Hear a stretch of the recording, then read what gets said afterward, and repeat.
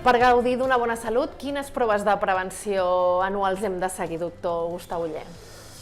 Bueno, va, clar, aquesta pregunta és així molt Depèn de la genèrica. franja d'edat, oi? Si parlem exacte.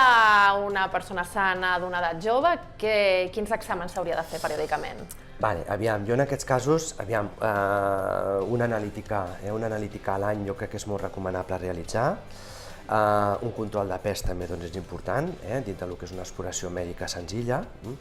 Llavors, també considero important doncs, un electrocardiograma per valorar el que és l'estat del cor. És una prova molt fàcil, ràpida i molt innòcua i realment aporta moltíssimes dades.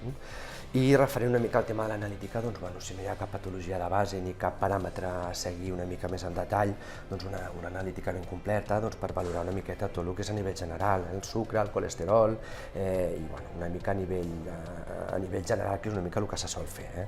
Perquè si a través d'aquesta analítica general detecten algun problema de colesterol o sucre, és important saber-ho perquè pots prevenir moltes malalties posteriors? Sí, evidentment.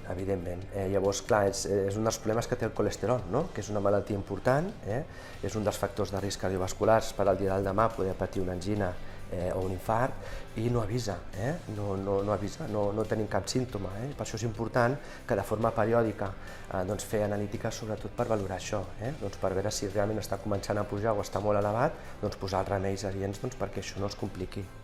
Sí, ja parlem d'unes edats una mica més avançades. A partir dels 40 anys, sobretot en dones, ja canvien, no?, algunes proves? Sí, aquí ja estem parlant d'un altre extrem. En aquests casos sí que ja podríem parlar del que són les proves a nivell ja poblacionals, de screening que es comenta.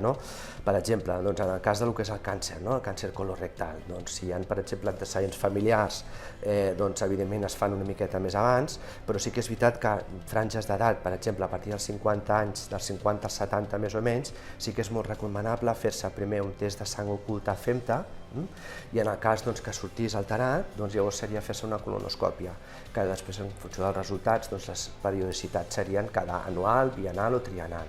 Amb aquestes proves que són innòcues, perquè són anàlisis de la sang a la FEMTA, es poden prevenir malalties importants, com el càncer?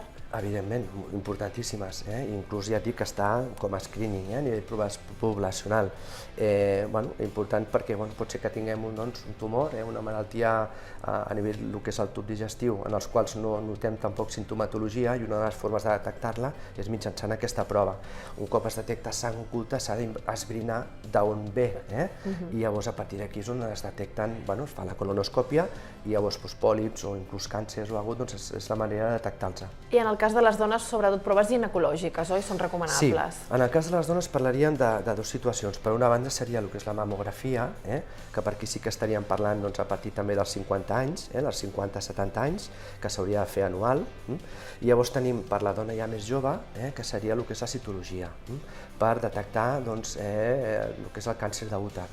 És la forma, diguéssim, de detecció precoç per detectar si és que realment patim aquesta malaltia. Per tant, amb totes aquestes proves podríem dir que podem prevenir moltes malalties. Moltes malalties.